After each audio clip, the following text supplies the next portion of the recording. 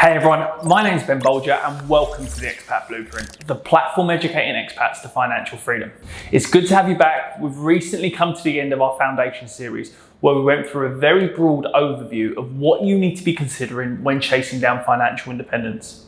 In the next couple of weeks, we'll be starting our How to Invest series, which I am super excited about. I know people are eager to get their teeth stuck into investing, so I'm looking forward to bringing you that content. Now, in the meantime, I'm chuffed to say I've recorded a couple of conversations with some amazing individuals. The first one this week is a gentleman called Pete Matthew. Now, some of you that have been reading around personal finances or watching some content might already know Pete, but for those that don't, Pete is a chartered financial planner in the UK and has worked in the industry for well over 20 years. He's also the founder of Meaningful Money, where Pete has been producing free personal financial education on podcasts, YouTube and blogs for the last 10 years. Meaningful Money is one of the most well-used resources for people living in the UK. And the work he's done and continues to do is amazing. Pete started off as a bit of a mentor for me, but has since developed into a really good friend. His experience and knowledge is incredible, and in this interview we discuss topics such as why there's such a disconnect between people and their money, what are the type of barriers that people face to achieving financial success, why people actually do need to dial into their personal finance and get started today as opposed to waiting for the future. Pete explains how investing isn't as difficult or as time consuming as people may think. I asked Pete how different financial planning is for expats compared to the people living in their own country. And finally, Pete leaves us with his choice of best resources and his most important piece of wisdom for anyone looking to get started. I think you're really going to love this chat with Pete. And if you do, please be sure to hit the subscribe button and share the content with your expat friends and colleagues. So without further ado, let's get into it. Here's my chat with Pete Matthew. Pete, great to have you on the show. Thank you so much for joining us. It's a pleasure, Ben. Great to be here, mate. Good to see you. Yes, thank you, mate. So yeah, I mean, look, I wanted to just to dive straight in. Obviously, the amount of work that you've done over the last, 10 plus years of Meaningful Money and just spending so many hours sort of educating the UK about personal finance. It'd be interesting to get your opinion on why there's such a disconnect between people and money. I mean, look, I suppose it's the reason why we've got a job, I suppose. Well, I think that's right. It's a massive question, that actually. Why is there a disconnect? I mean, the short answer is we don't teach people this stuff. So, we don't teach it in school, we don't teach it in college, we certainly don't teach it at, higher ed or anything like that. And so if you don't have a parent or carer who teaches you this stuff, or some other person who passes on their wisdom to you, sort of rich dad, poor dad style. He had sort of his ordinary dad who wasn't, that's a book by Robert Kiyosaki, who many people will heard of. He had his poor dad, which was his natural father, who was rubbish with money. And then he had a friend whose dad was very good with money. And so that was his sort of rich dad. And unless we have somebody like that to teach us how it works, it's going to be disconnected. It's going to be as disconnected as putting somebody who's never driven a car behind a wheel and asking them to join the motorway. It ain't going to happen. And so how we can expect people to understand the intricacies of any kind of personal finance system without actually teaching them is beyond me. And it's a massive failing, I think, which has led to generations of financial illiterates, unfortunately. So I think there are some strides being made to redress that balance, but nowhere near enough in official circles. So in the meantime, you got to run the gauntlet of finding somebody who actually knows what they're talking about on YouTube or on a podcast or something. And of course, like anything, there's plenty of charlatans out there. So my goal with Meaningful Money was to fill that gap, really, or at least go a tiny way towards filling that gap, because there's no way I'll do it all. And I know that's your motivation as well. Apparently what I'm doing is something called content marketing. Well, the marketing bit never entered my head when I started back in 2010. I just wanted to combine my love of messing around with gadgets and technology and software and stuff with the stuff that I knew through my day job as a chartered financial planner.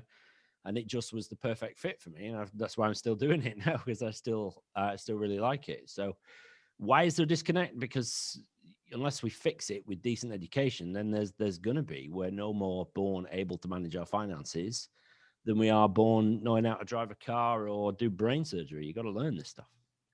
I mean, it's crazy. I still think that schools are teaching the periodic table, which and they're not teaching kids about compound interest or the dangers of debt and stuff that everyone who goes through the school education system is going to affect, and then it's crazy. It's so madness. I mean, It doesn't make any sense, does it? It doesn't make any sense at all. I mean, I sometimes think the best place to get kids will be tertiary, sort of 16 to 18 years old, something like that. I'm here in the UK. They've probably got some kind of part-time work, or after that, they have to stay in some kind of education until 18 now. But after that, they're either going to go to university, get student loans, have to manage their own budget for the first time, or they're going to go into the world of work and have to manage their own budget for the first time. So that's, I think, is the time to get them. Although there's loads of studies that say you need to catch kids before they're 7 to teach them these lessons. I'm not sure I buy that too much. And I think obviously you'd no point teaching a 7-year-old about spousal bypass trusts or anything daft like that. You've got to sort of put it where they are. But I just think we need to have a cohesive program of teaching kids stuff which is actually useful for life, rather than advanced calculus. Yeah, I couldn't agree with more. I mean, in terms of the from your experience, what would you say are like people's biggest barriers to personal finance? What is it that do you feel that holds people back? Yeah, there's all kinds. So other than sort of general ignorance, and generally, if you don't know how to do something, you have to be pretty motivated, because first you've got to learn and then you've got to do, right? So very often there's a lot of learning to do before you actually get your hands dirty. So that's all right when you're sort of trying to work out how to change a wiper on your car. You know what I mean? It's like you watch a single YouTube video, or, take the door off your oven or something. You watch a YouTube video and then you can do it.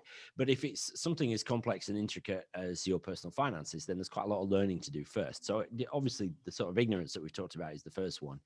I do think the industry, the personal finance industry, which is, it's a massive catch-all term and takes into account everything from banks to insurance companies to investment companies to advisors to platforms, all that sort of stuff. I do think the industry has made things more complex than it needs to be, which is very self-serving of them, right? Because, if things are complicated, then you need to pay an advisor to explain it to you. Well, I'm spending my life trying to help people do this stuff themselves, which might seem counterintuitive for an advisor to basically try and educate the public so that he doesn't have a job anymore. I will always have a job because there will always people who want to delegate, but I'm absolutely convinced people can do this stuff themselves, and I think we'll get into that. But we do need to, I think, try to cut through the complexity of an industry which has made it complex. I mean, even government level, though. I mean, our tax system here in the UK is ridiculously complex. Multiply that by however many countries there are in the world. If you've got expats trying to manage it across tax systems very often, and they got money back in the UK and then they're in the Emirates or wherever, and it's like, how on earth do you even navigate that? So you need to kind of understand it to a degree, and also then know enough so that if you want to get help, professional help, that person is got your best interests at heart. So very often what people say to me is, look, I've listened to you for 5 years, but I've still seen an advisor, but the advisor couldn't believe the questions I was asking. It's like, yeah, good. Keep them on their toes, right? Because there's plenty of advisors who will try to sort of, don't you worry your pretty little heads about the intricacies of this tax system. I've got it for you. Sort of shiny suit and all that sort of stuff. And I can't stand that. I like my relationship with my clients to be collaborative. So, I think if we can help people understand the system, that they can either DIY or that they can collaborate with a professional advisor, but in a much more, in a sort of meeting of equal minds rather than a sort of dependent relationship, then I think that'd be a good outcome. Not sure if I've answered the question, but I do think complexity of the system is probably a bit your answer to why people struggle with it.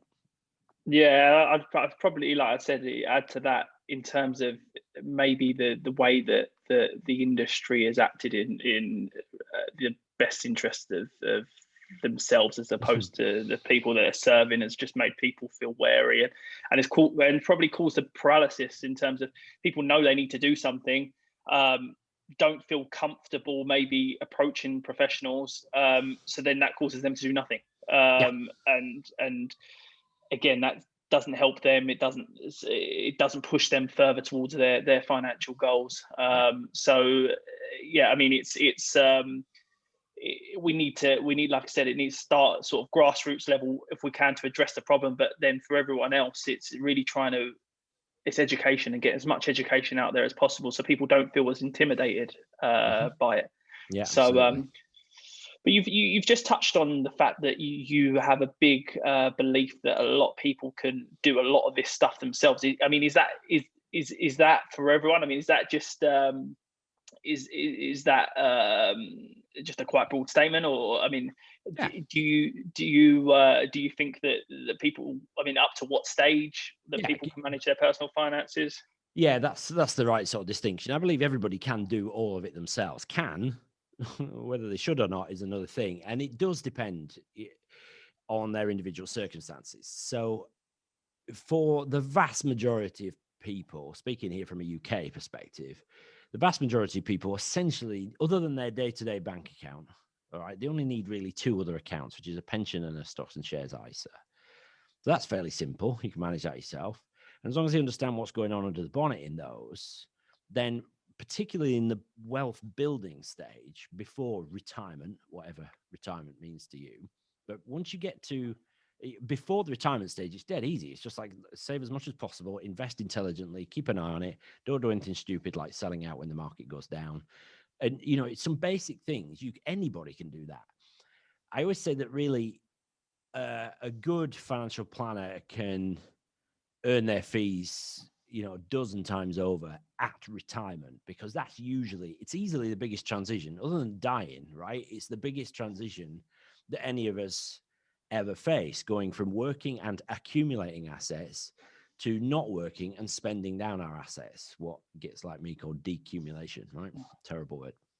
But that transition from one to the other is the biggest financial transition we'll ever experience. And there is some complexity there, just because of changes of system and regime over the decades. You might have somebody with a foot in 3 different pension regimes, for example. And so that is a lot for a layperson to take on. And so I do think people are best served seeking professional advice at retirement if there's anything even remotely complex about their circumstances. The other thing that I think the actual mechanics of building wealth and all that sort of stuff, that's actually the easy bit. It's holding it all together in your mind and planning what it's actually going to look like. When you start talking about, well, how much money do you need, when you are 65 and you've paid your mortgage off and you're no longer working? It's like, well, I don't know, I'm 46. That's 19 years away. How could I possibly know what I'm going to need in the future? So we can make some assumptions. But I mean, 20 years into the future, inflation's going to have had a massive effect in that time. How do I factor that in? How do I look at my statement now on my pension and say, well, what does that mean in 20 years' time, money? And so that whole process of bringing all that together is financial planning, of course. And I think many people can do a lot of that themselves, but that's why you and I have a job, I think. Most people come to me now not for investment advice. Again, don't want to jump the gun, man, because I know you're going to ask me about this, but I think investing is the easy bit, right? They don't come to me for investment advice. They don't even come to me for arranging investments and pensions. So that's just admin. Anybody can do that. They come to me to get to know them well enough to be able to say, okay, well, knowing you as well as I do now and looking at your entire financial situation, this is how I see it panning out. And that's financial planning and helping them to articulate their goals and their aspirations, the stuff that they'd really love to do, but they don't think they'll ever get a chance, teasing that stuff out so that we can plan for it. That is the magic, really. And that's where financial planning, that's why I think it's the best profession in the world. And not everybody can do that. In fact, I've never met the person who could do it in their head. You need software and an understanding of the system and some intelligent assumptions and predictions for the future and stuff. So, I can wax lyrical about this, but I think, financial planning is the magic, really. I'm not sure that I do waffle on. Ever so sorry. No, that's perfect. It's absolutely perfect. I mean, like you alluded to, I think we are there to ask good questions so that people can understand more about their own objectives, and then no one ever walked. How many people have walked into your office and gone, Pete, I want you to tell me, I want to sit down with you because I want to find out my financial, I want to know my financial objectives and stuff like that. It just doesn't happen, does it? It's through conversation, like you said, really getting to know people and understand what it is they want to achieve, and then helping them map that out. That's important. But one thing I would add to that, in terms of sort of the value sort of financial planner, is obviously the behavior side of things. Like you said, I mean, the actual building an investment portfolio, selecting the right products is easy, and anyone can do that. But we're human beings, right? So so the way it actually pans out in terms of sticking to the plan. I mean, we can build plans for people, but it's like a nutrition plan or an exercise plan. I mean, you've got to get out of bed on the at 5 o'clock, 6 o'clock in the morning when it's cold outside, and still go out running to get to where you want to be. And obviously with to relay it back to financial planning or investment, it's sticking to the plan in the good times and the bad. And obviously we know that when financial markets are volatile, people get nervous and sometimes make bad decisions. And they do. Like the fee of a financial planner is easily made by keeping someone back to the sticking on the plan. Exactly. I often say that's actually very often my biggest value add is to keep people in their seats when they're worried, so that they don't damage their financial future by misbehaving around their money. It's not easy. We're not live. When you're being bombarded by media messages to say Armageddon, crash, red arrows pointing down and crashing through the floor and explosions, all the sort of stuff you get on the media, it isn't easy because this is your hard-earned money, right? And absolutely, if I can keep people in their seats and never sugarcoat it, but just say, look, we've been here, we've planned for this. Also, we would always sort of build that sort of scenario into their planning. We've planned for it. We know you're going to be okay as long as you write it out. And, that's so important. And part of aiding people in good behavior is education as well. It's like, let's just remember back to 2007, 8, 9. Let's remember what markets did then. Let's say you were invested then. What would have happened?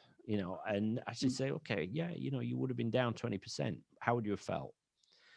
It's a bit of an abstract exercise, but it's just really helping people to sort of think through. But so education and a bit of hand holding is really important. So I definitely agree with you, man. That's a big part of a financial planner's job. Yeah, I mean, I like you just touched on you said about the education. I mean, things aren't as scary. 2008, 2009 aren't as scary, or when you've been told they're going to happen. And that's that. So if you've had the education and for us, I mean, it's our job. We know these things happen in every sort of market cycle, and our job is to keep, like you said, keep people in their seats. But for the general public and expats out there who are investing for themselves, if they've had the education that they know it's coming, it's not as big a shock. Don't get me wrong. When you open up your platform and you see your portfolios drop maybe 25% or more, it's still not going to be a nice feeling. But it's sort of like if you can see you're going to get punched in the face, it doesn't hurt as much. No, exactly. When you get blindsided. Exactly. You can roll it, can't you? And you can prep and prepare yourself and sort of psych yourself out. Yeah, totally. Yeah, dead right. Yeah. So just I mean, like you said, we're going to go into the sort of investment side of things. Talk me through what your thoughts are in terms of sort of, I don't have to get really granular, but like, what would you say that would your advice would be in terms of for someone who's sort of looking to sort of start out and then sort of invest themselves? What would your advice be? Yeah, as I said, investing is the easy bit, I think, right? It's so easy that anybody can do it. And there's just some simple rules to bear in mind. I can hear your little one in the background. That's lovely. Yeah. Lovely. So some simple rules. So spread your money around, right? Eggs in baskets. It's what your grandma told you and her grandma before that. Don't keep all your eggs in one basket. And it's just common sense. So what does that mean in practical terms? It means buy different kinds of stuff. So equities, shares in companies, bonds, property, bit of gold maybe, right? Different asset classes. It also means spreading it around the world.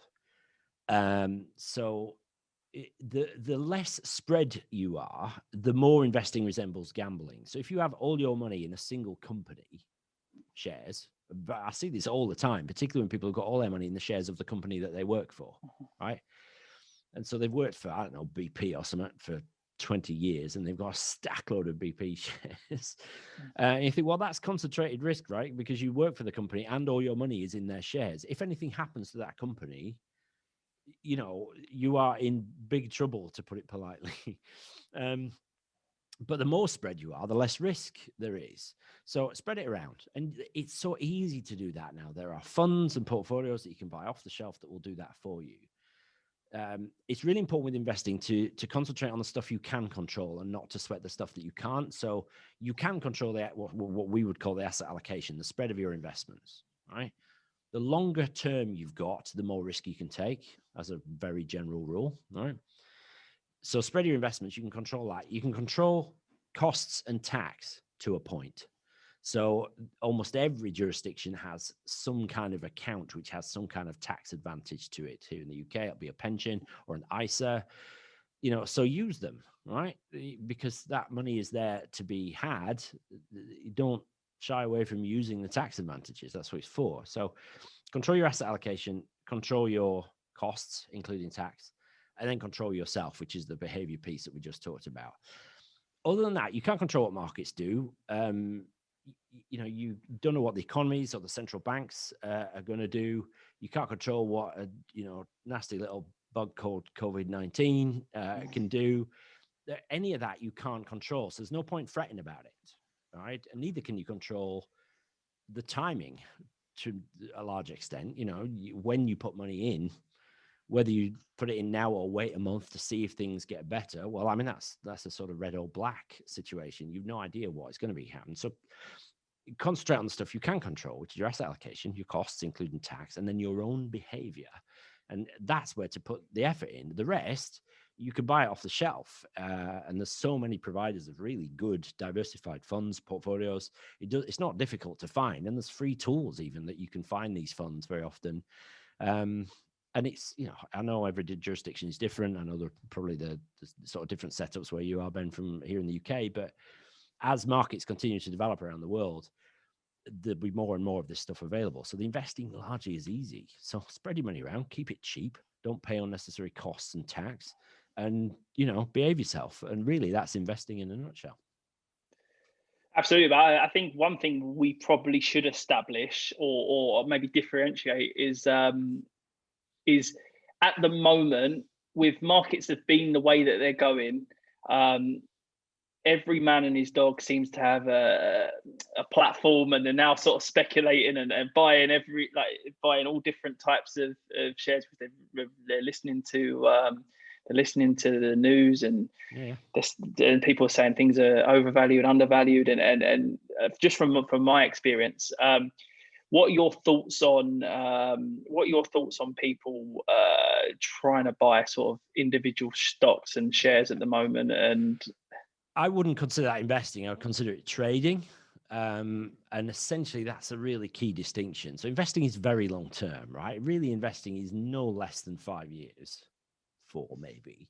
Whereas if you're saying to yourself, oh, okay, Bitcoin's 20% off its height, I'm going to buy some Bitcoin. Bitcoin is a speculation, right? That's not even an investment yet. That's practically a bet. But even if it's a share in a company and the company's really well established, it's been around for 100 years. If you find yourself saying, those shares are undervalued, you are speculating, you are trading, you're not investing, right? Do that by all means. But for vast majority of people, they should do that with 10% of their total investable wealth, their liquid non-property wealth, because you don't know what you're doing, right? We just need to sort of say how it is. You aren't going to Scooby-Doo what you're doing unless you do. And even those who do, there's been study after study after study that shows that even those who are paid massive amounts of money to manage people's investments are very bad at being consistently right. Right? Hardly anybody gets it consistently right. So what on earth makes the ordinary investor think that they can time it right? The problem is we drink our own Kool-Aid, right? So we make a couple of good decisions and then we think, man, I am the next Warren Buffett. People will come and worship at my feet and sort of seek my knowledge on the investment markets, when actually your next one could clean you out. So I just think, I do it by all means, have some fun with it, but do it with money you're prepared to lose 100% of. So I say to people, if you want to buy Tesla, you want to buy Bitcoin, or you want to buy whatever, then do it, absolutely, but keep it separate from your baseline sort of wealth building stuff, which should be spread all across the world in all kinds of different assets and left for the long term. And that's how I manage my clients' wealth here. They sometimes ring me and say, I've had a tip from Alan down the pub who thinks I should buy this. I'm like, yeah, okay, but we're going to do it with £1,000, no more. And this client might be worth, 500 grand or whatever. And so it's my job to just rein them in a bit and just say, come on, ask yourself, do you really know what you're on about? And if the answer is no, then don't bet money you're not prepared to lose all of. It's just madness. It's the old sort of Nick Murray stuff in terms of like, if it's enough to sort of scratch it, if it scratches an itch for you, so that you don't have to touch the important, the majority of your portfolio, then. And then if it keeps you from doing that, then look, there's no harm in doing it. But like you said, people who dedicate their lives to being financial professionals can't and have consistently underperformed investment markets. So someone who is just checking the news now and then, or just basically taking advice off, like you said, the hairdresser or someone down the pub, because unfortunately you get it all the time. My mate says this. Okay, so what did your mate do? He's a hairdresser, is he? Yeah. Is that right? Yeah. So I think it's very important for people to understand the difference between, because I think because of what the people have seen in the media and the films and stuff like that, I think that's what initially, when people come to see me, think that that's what we do with their money. I know. It's worrying, and it's mad. I think they assume it's sort of Wolf of Wall Street stuff, where you're sort of sat there shouting at people on the phone, and really investing in personal finance generally should be really boring. It really should. If it's too interesting, it's too risky for me, and it's it should be with a small amount of money. If there's a potential big gain or a potential total loss, then you got to keep that under control, man. It's just not worth it otherwise. I think it's one of those things where in life we're sort of told the the more effort you put in, the more you do, the more you're going to get out. So it's when you're telling someone to do the opposite, it feels unnatural, doesn't it, for someone? Do you know what I mean? When markets are falling and you're saying to someone the best thing you can do is do nothing, their initial reaction is that doesn't make any sense. Shouldn't I be moving money around? Yeah. Exactly. They want you to come to them and going, I know what I can do. We'll move, and realistically, and unfortunately, we don't know any different to the client at which way the market's going to go, and it's our job. And I think that for us, it's important for us to be honest, because we don't know. But what we do know is that things return back to the mean, and it's a short term thing, and it's just staying in the seat, like you said. Totally right. And it is counterintuitive. It isn't easy. And when a client's paying you, they're like, don't just do something, stand there, is what you want to say to them, right? But of course, they say, don't just stand there, do something. And action feels like it makes sense, but it often, almost always doesn't. Certainly, you shouldn't be moving money around. The only thing you should be doing when markets are declining is finding more money to invest. Correct. And sometimes I think it's perverse that people pay us to do what we're living, because actually it's dead easy, but it isn't, for exactly the reasons that you say. It can be so counterintuitive that you have to be told to do it sometimes. Definitely. So obviously, my channel's called the Expat Blueprint. So I wouldn't be able to sort of get you on here without sort of talking about expats. In terms, again, you've been heavily invested, obviously, in the UK space, but do you, just from your experience, would you say it was easier or harder for expats to sort of control their personal finance and in general, do you think there's real sort of differences? Should they be doing very similar to things to say someone in the UK? What would you suggest? I would say it's harder. I would say the fundamentals are the same no matter what, no matter where you are in the world. So things like, spend less than you earn, right? Because if you don't do that, then you're never going to get any richer. Invest wisely, all the stuff we talked about. We talked about spreading it around, keeping your costs and your tax low, keeping yourself in check. Those are universal things. So they apply no matter where you are in the world. Here in the UK, we obviously have an extremely well-developed, extremely highly regulated personal finance system. And so it's more difficult here. Let me put it another way. It's easier for people to get it right, I think, here. And it's also easier for people to get good advice, I think. I kind of want to be careful here, but there is no question that the relatively more lax regulation in other parts of the world has led to some bad outcomes for investors. It's led to unscrupulous advisors very often.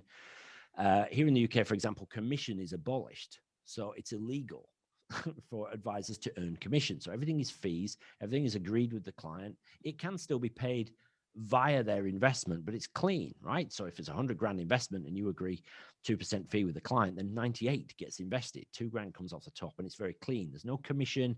There's no burying charges in sort of extra, commissioning extra like annual charges or anything like that. And that's not the case in other parts of the world. So I think if you're an expat, you need to firstly learn the system in the jurisdiction that you're in and really understand the tax rules and the different, what we would call a tax wrapper, the different kind of accounts you can hold. Also, when you're an expat, obviously you've very often, if you're siphoning money back to home, the original country maybe that you came from, maybe that's still an issue, or you've got money there, you're wondering about transferring it to your new home. There are some pitfalls there, so there's added complexity. So the difficulty, I think, for expats is very often managing more than one jurisdiction and financial regime. But also, if they are living in a regime with a lower level of regulation and transparency, the difficulty is then avoiding the charlatan advisors, basically. Now, Ben, you are one of the most highly qualified people I've ever met, right? You've done more exams and got more experience than a lot of people. And you are unusual. I think you're the exception rather than the rule.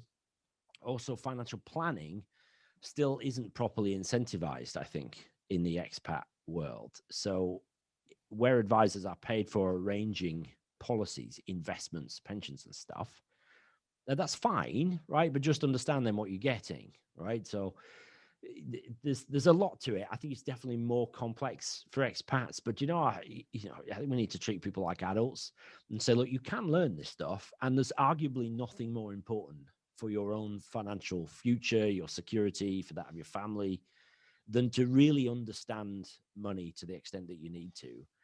Nothing worse than burying your head in the sand and doing nothing.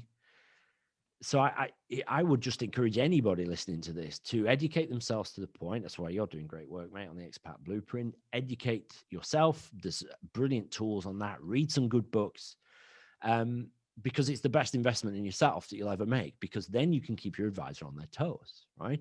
Then you can ask good questions. Then you can understand the tax system and where you are and navigate it effectively. So it's more difficult, but none of this is insurmountable for anybody with, an ounce of common sense and some time to read a book or two.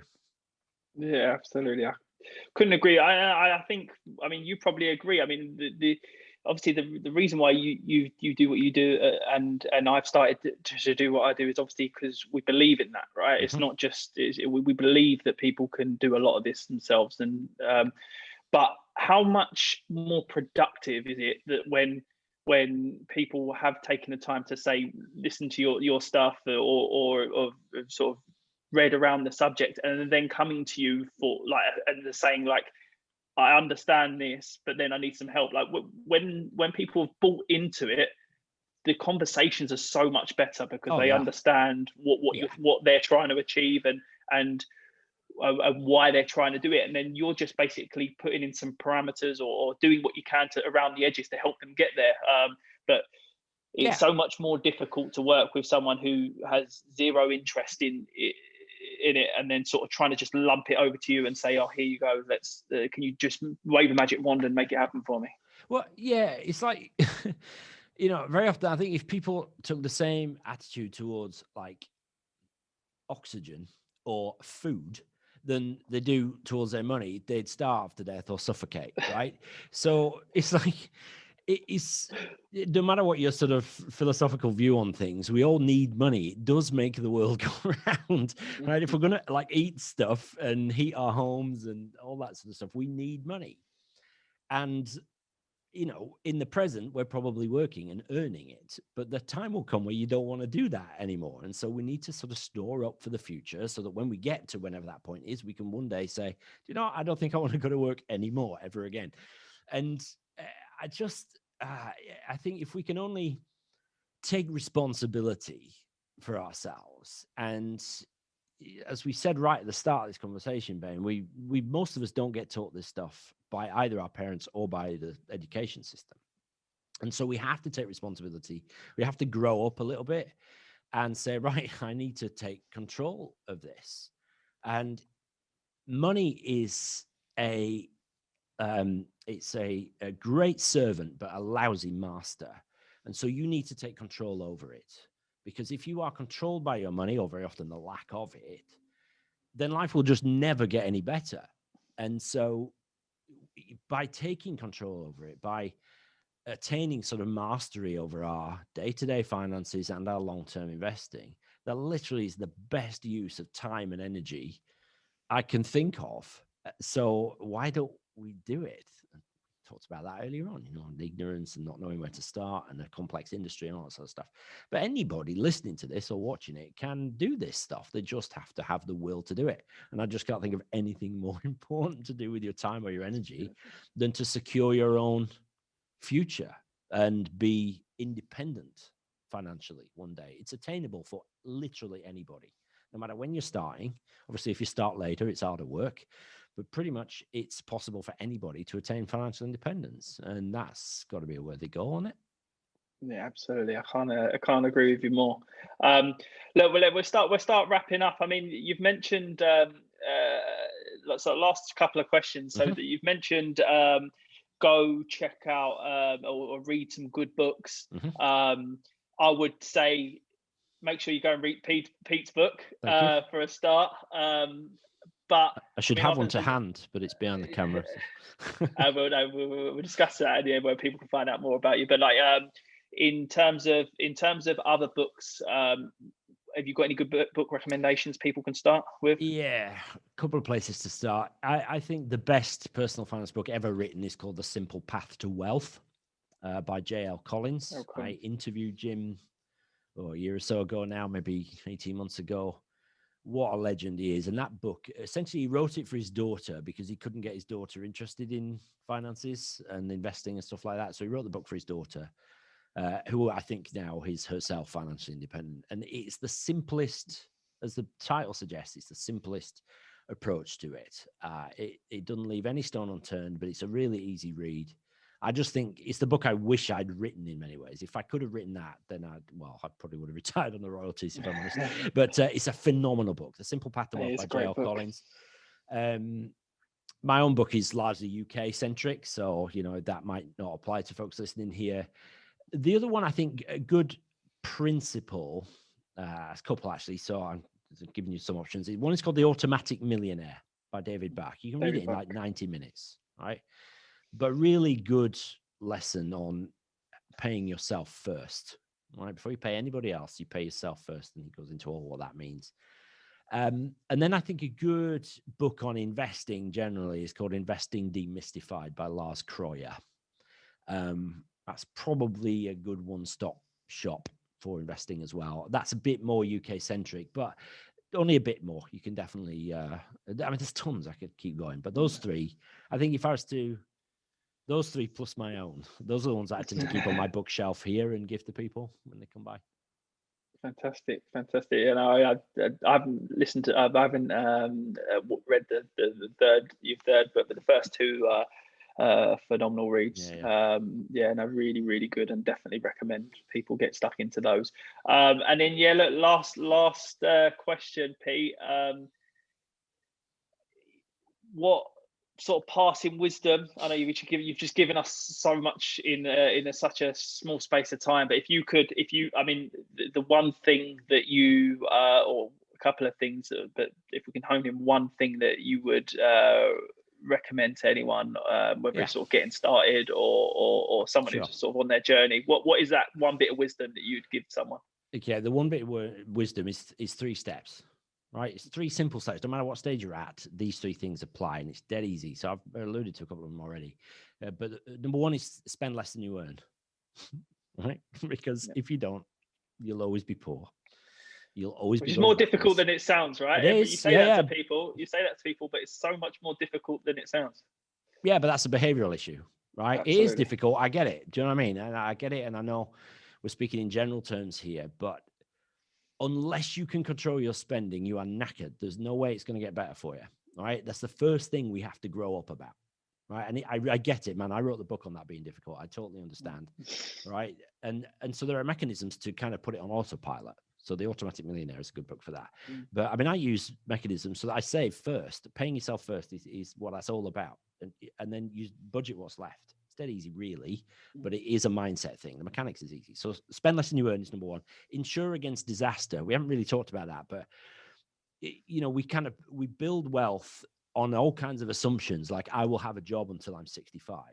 Well, you might not actually. If you get hit by a car, you might not be able to work again. What happens then? Right?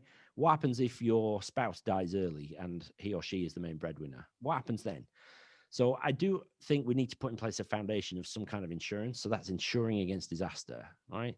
And then on top of that, step 3, invest wisely. All the stuff we talked about earlier on. Spread it around, keep your costs low, blah, blah, blah, right? Spend less than you earn, insure against disaster, invest wisely. Those 3 steps are the best distillation I can give you of how to win with money. Obviously, there's a whole shed load of detail underneath that, but essentially that's it. If you can do those 3 things consistently throughout life, you'll never have to answer to anybody ever again. One day you'll get to the point where you cracked it. That's the dream. Yeah, come on. I'm not there yet. Do you know what I mean? I'm not just standing before you having cracked it. I'm on the journey and I'm loving it. And I've learned a lot of these lessons probably later than I should. Fortunately, I married a good woman. It taught me a lot of this stuff because I used to sort of close my eyes and cross my fingers whenever I went to a cash machine as a student. I was terrible with money, but she taught me a lot. And then together we've built together, and I'm building a business and all that sort of stuff. But I practice this stuff. I pay into my pension every month.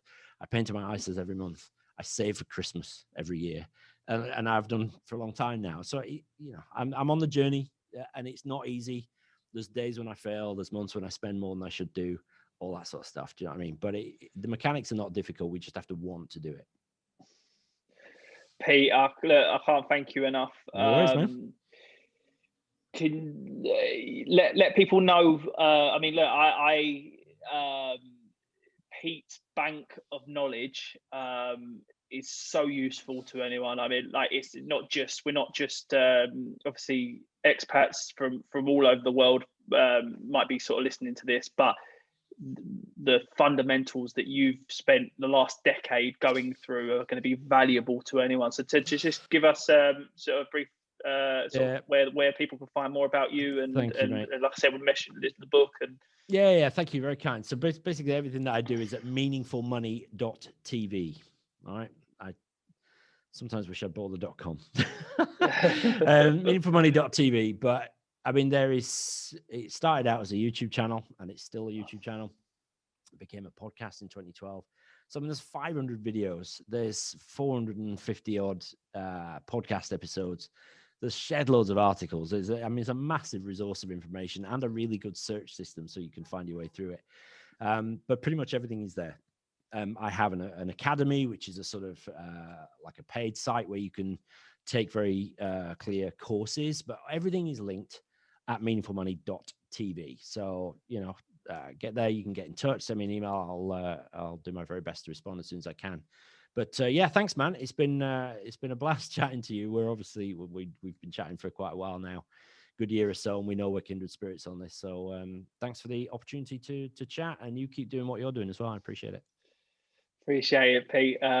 Yeah, look forward to catching up soon. So I hope you enjoyed today's episode. I know I really did enjoy creating it and chatting with Pete. It was my first time interviewing someone, so it was a pretty strange feeling, but it was good fun, and I'm sure I'm going to get a lot better along the way. Thanks again to Pete for all the amazing work he does, and make sure to check out his content and buy his book. There is loads of knowledge bombs in there. And finally, from me, if you did enjoy today's episode, make sure to check out all of our content. Hit the subscribe button to ensure you don't miss out on any of the latest videos, and get sharing all our content amongst your friends and colleagues. We're on a mission to help as many expats reach financial independence as possible, and we need your help to do it. We'll see you all next week, where I have another amazing guest joining me, which I cannot wait to share with you. In the meantime, have a great week, and remember to always dream big.